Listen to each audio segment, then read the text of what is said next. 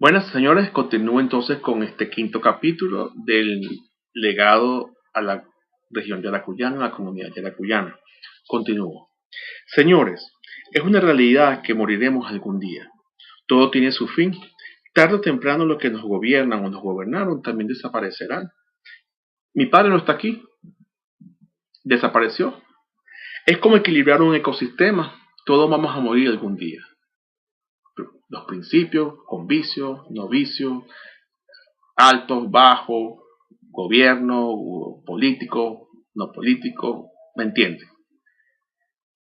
Pero lo que dejamos son las acciones y la evolución de la vida, de la naturaleza, de las cosas, las buenas acciones, porque hay gente que viene en relevo, hay familia, hay niños pequeños.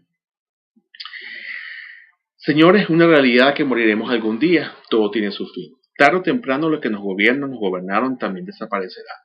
Es como equilibrar un ecosistema, unos primero y otros después. Sin embargo, la gran realidad es que todos dejaremos un legado. Unos serán positivos y otros negativos. Concentrémonos en los positivos. Ejemplo, cambiar la mentalidad de nuevas generaciones, enfrentar nuestras responsabilidades. Nuestro legado debe ser no de dinero mal habido, de un estatus mal adquirido o de dejar nuestros nombres estampados en una avenida, sino debería ser uno de rectitud, de orgullo y de honra para el país, sus familiares, sus amigos, su comunidad, su país. Las actuales generaciones no deben seguir con un legado de distorsión mental o de corrupción administrativa. Necesitamos equilibrar el sistema. Esta se equilibra con una buena educación que instruya, como también dándole al Poder Judicial, representado por ciudadanos nobles, el poder y la libertad que debe tener para administrar justicia. Nadie debe estar por encima de la ley. Digo podemos porque también la colectividad es responsable porque al no defender sus derechos incentiva y desarrolla el enriquecimiento ilícito y tales abusos a la colectividad. Nosotros mismos. Esto fue lo que mi padre quiso evitar. Rodrigo, yo Chito, sí busqué justicia. Chito le decían a los que lo conocían. Yo sí traté de aclarar tales abusos causados por personalidades de escasos conocimientos jurídicos. Si sabía su profesión, y de mentalidades distorsionadas.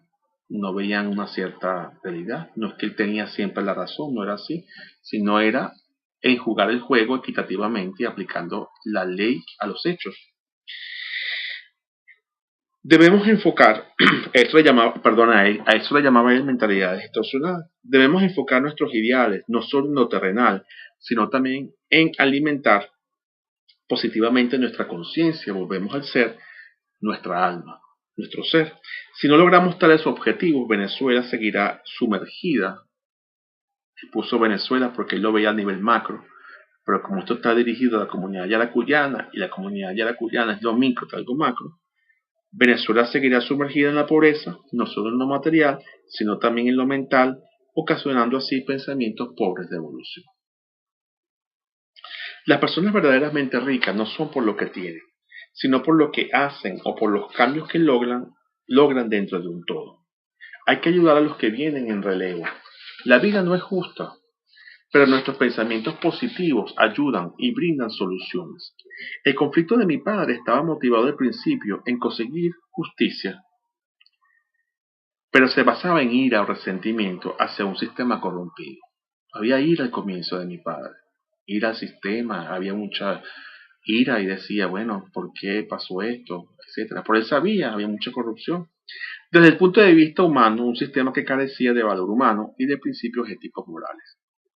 Sin embargo, por el bien de la colectividad y de su persona, debía mi padre enfrentar y comprobarle al sistema que su lucha se basaba en una justicia recta, equitativa, legal, para así lograr un cambio. Esa ira se fue moldando hacia una benevolencia, hacia su persona y de alguna manera tratar de traer algo positivo a la comunidad, ¿no? Pero murió mucho antes y nunca pudo ver el fruto de su trayecto, de su juicio, ¿no? Por lo que ya sabemos, retardo procesal, en fin. El conflicto de mi padre, la vida no es justa, pero nuestros pensamientos ayudan y brindan soluciones. El conflicto de mi padre estaba motivado al principio en conseguir justicia, pero se basaba en ira, repito, o resentimiento hacia un sistema corrompido. Desde el punto de vista humano, un sistema que carecía de valor humano y de principios éticos morales. Sin embargo, por el bien de la colectividad y de su persona, debía mi padre enfrentar y comprobar el sistema que su lucha se basaba en una justicia recta, equitativa, legal, para así lograr un cambio. Esto es lo que los funcionarios públicos anteriores deben reflexionar y aprender para que no lo vuelvan a hacer. Él entendió que había que castigar a estos adultos niños, como le llamaban, era como niños que no sabían lo que estaban haciendo, había que castigarlos, ¿no? Mi padre debía comprobarles que actuaron sin ningún razonamiento legal y debía comprobarles que la educación de estos no era buena para ejercer los cargos que tenían. Esta educación tiene que ver con el ser. Y creo que esa fue la lucha interna de mi padre. Él quería traer virtudes o quería hacer algo positivo en su juicio, pero no había esta educación. Por eso recalco que es importante tener una universidad que enseñe sobre conciencia, llámensele universidad espiritual, universidad de conciencia, universidad del ser, pero que ayude a este incentivo de virtudes, ¿no?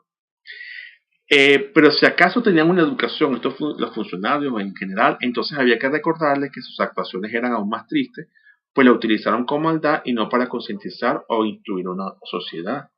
Recalco, muchos de estos funcionarios públicos tenían títulos universitarios. Volvemos a lo mismo, qué tipo de educación va a ser, vamos a utilizar la parte humana primero, vamos a utilizar el ser. Entonces esta educación es algo más profundo, ¿no?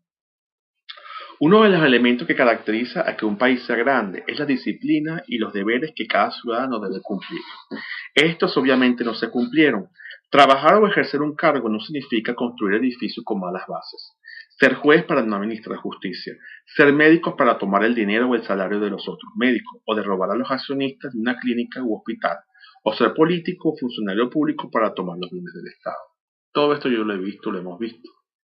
No es cuestión de tener una visa diplomática para no tratar bien al ciudadano en el exterior o ser cónsul y tratar al público sin educación. Hay que tener cuidado. Somos embajadores, somos seres humanos primero y luego vienen los demás. Embajadores, tenemos que estar siempre trayendo luz en lo que hagamos. Hay que utilizar nuestras mentes con inteligencia y sabiduría. Son dos cosas distintas. Podemos ser muy inteligentes, pero actuamos como humanos. Pero podemos ser sabios porque utilizamos el ser y a la vez somos inteligentes. Hay una gran diferencia. Como ejemplo de la inteligencia, allí tenemos los sucesos de las Torres Gemelas en Nueva York, de la creación de las bombas nucleares, por decir algunos ejemplos históricos. Hay personas muy inteligentes, pero está en el libre albedrío en utilizar esa inteligencia de una forma positiva y con sabiduría para el crecimiento humano, y en donde lo espiritual prevalece, o de una forma negativa, sin sabiduría, para destruir y enriquecer ese yo o ese ego que cada cual lleva en sí, y en donde lo terrenal prevalece, lo mundano.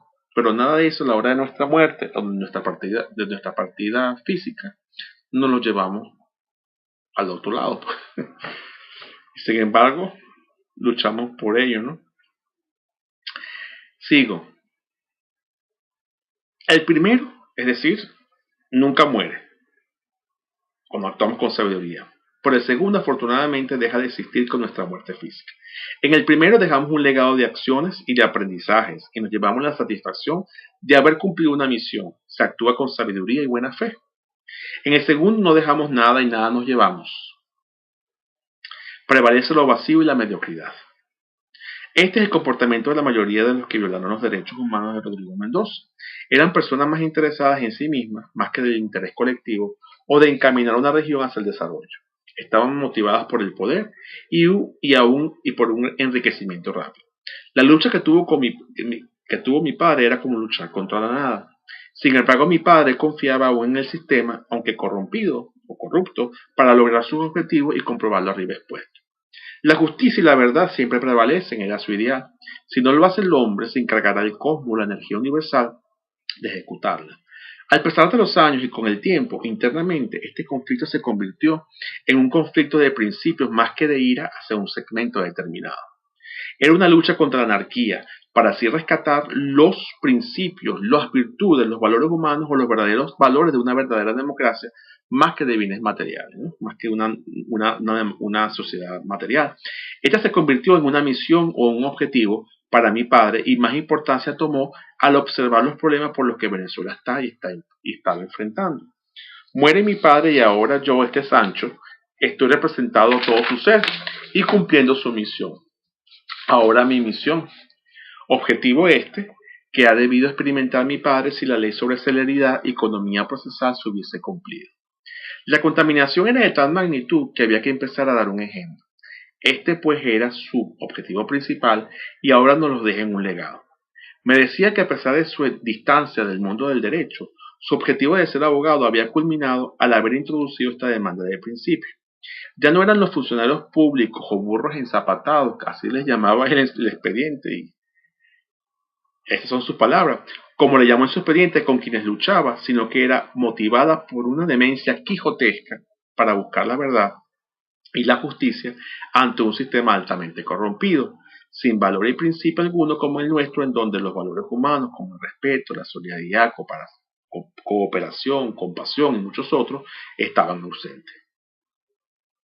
Debo admitir que el conflicto, según mi padre, ahora tomó otro rumbo y se basaba ya no en ira, pero sí en sentimientos de tristeza y decepción hacia aquellas personas que alguna vez ayudó, que alguna vez fueron sus vecinos, que alguna vez fueron compañeros de infancia o con quienes había intercambiado ideales durante su vida, que había visto crecer junto a sus hijos como compañeros de escuela o a quienes había enseñado y ejercido su profesión.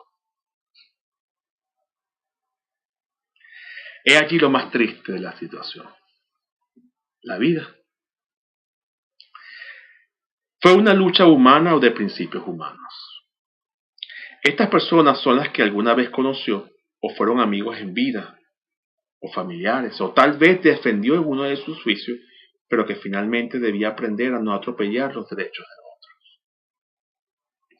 Esto fue uno de sus mayores retos, decepciones y aprendizajes. Lo verdaderamente difícil. Si fueron amigos una vez, había que recordarles que no deseaba enemigos, sino amigos justos. Si alguna vez ayudó en el ejercicio como colegas, había que recordarles que estaban allí para cumplir una función social humana, administrar justicia, y no para corromperse o no cumplir con la ley. Si fueron compañeros de estudio de sus hijos, era para recordarles que la inteligencia no es para corromperse y lastimar a otros, sino para ayudar y vivir la vida con dignidad y respeto, para con quienes alguna vez hubo una amistad, y que el sentimiento de compañerismo es más fuerte que cualquier valor monetario. Sabiduría. Sin embargo, él conocía quiénes eran y su comportamiento, pero no podía perder su tiempo en enseñarles, puesto que la vida es muy breve. Tan breve que ahora yo no estoy con ustedes, habla mi padre, o no se encuentra con nosotros, hablo yo. Son y fueron estas personas las que ocasionaron el conflicto de intereses y la violación a sus derechos humanos. Otra finalidad, y fíjense qué interesante, violación de derechos humanos, pero nunca se dice violación al ser.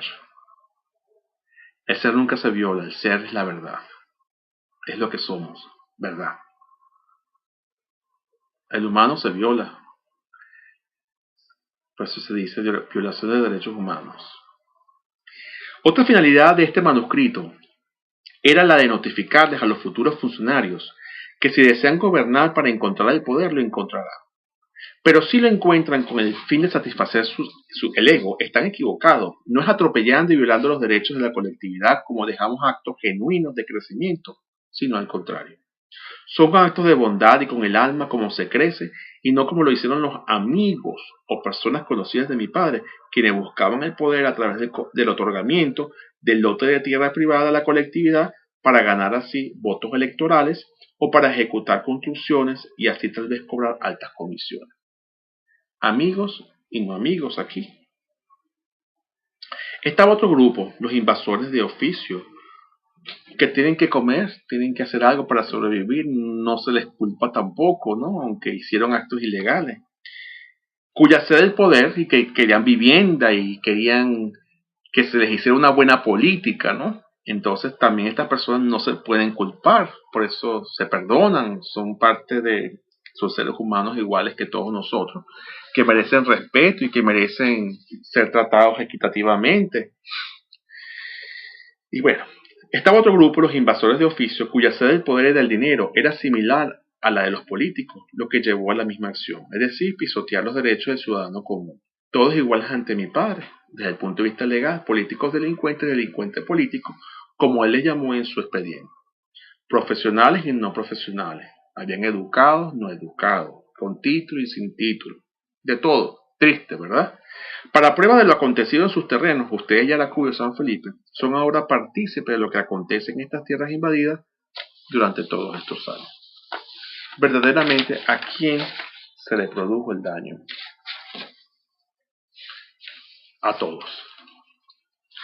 Este juicio, en vez de llamarle juicio de reivindicación en contra del municipio Independencia, ha debido titularse Juicio contra el municipio Independencia por antidemocráticos, por anárquicos.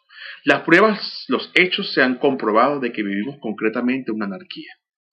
¿Será que el Poder Judicial o leyes de la República pudiesen de ahora en adelante aceptar juicios titulados juicios en contra de la anarquía? Así como un juicio de reivindicación, un juicio de divorcio, un juicio de paternidad. ¿Se podrá tener un título de juicio en contra de una anarquía? Cambios. Sería algo novedoso, ya que supuestamente vivimos una democracia. Entonces, ¿cómo llamarle a un juicio que es para rescatar la democracia? Esta es una tarea para el Tribunal Supremo u otros poderes encargados en redactar leyes. Me gustaría hacer un previo aquí para recalcar que mi padre, una de las cuestiones que más le gustó de la Constitución nueva, ojo, totalmente neutral, nada político, porque esa es otra cosa que hay que entender en Venezuela. Si hay algo que gusta de unos ciertos cambios, dice que una persona es de izquierda, que una persona es de derecha, que una persona es etcétera. Aquí no estamos hablando ni de izquierda, ni de derecha, ni de norte, ni de sur, ni diagonal, ni nada de eso. Norte es Papá Dios, sur es el diablo, izquierda y derecha está el hombre. Pero entonces, ¿cómo vamos a llevar? ¿Cómo vamos a llevar este nuevo poder, esta nueva conciencia a algo terrenal? Entonces él decía que una de las cosas que más le gustaba es que cuando la gente protagoniza, cuando la gente comenta, cuando la gente habla, y esa democracia participativa de la que se habla actualmente es algo muy agradable, muy novedoso, muy auténtico y muy bueno para la colectividad, porque así cada quien puede decir sus historias, lo que les compete, y de esa manera poder establecer un mundo mejor, una colectividad, una sociedad mejor, ¿no? Podemos vernos de esta manera. Somos cada uno de nosotros personas únicas. Cada una tiene sus propias aptitudes, su propio misión en la vida, ¿no? Y esa misión hay que llevar a la cabalidad. Vamos a verlo como un rompecabezas. Todas las piezas de un rompecabezas son distintas. Y por eso que somos únicos. Hasta a nivel biológico se dice que el DNA de cada uno de nosotros es distinto. Entonces es interesante poder armar un rompecabezas entre todos. Entonces si hay 100 seres humanos, por decir un número, son 100 personas de distinta manera, pero entre los 100 se arma una imagen, un rompecabezas, se hace un proyecto. Entonces cuando uno protagoniza o uno es actor en el desarrollo de las leyes o en el desarrollo de una comunidad, eso es algo muy novedoso, es algo muy agradable que muchas civilizaciones pasadas lo practicaban, ¿no? Los incas, los mayas, etcétera, eran personas muy inteligentes, muy sabias, pero por alguna razón u otra el ciclo de vida todo se repite. Ese ciclo de vida ahora lo estamos viviendo nuevamente y hay que cambiarlo. Y eso es lo que significa esa conciencia, porque ya estamos viviendo en una edad oscura, una edad que llaman edad de hierro, así le llaman muchas personas en el mundo esotérico, el mundo espiritual, ¿no? Estamos viviendo una época oscura, edad de hierro. Entonces hay que traer luz, hay que prender un bombillo para poder aclarar las cosas, porque la luz es luz. Lo digo con mucho amor y cariño, ¿no? Sigo. Pero antes de seguir, creo que tenemos aquí 19 minutos. Voy a parar aquí para entonces comenzar un nuevo episodio. Muchas gracias.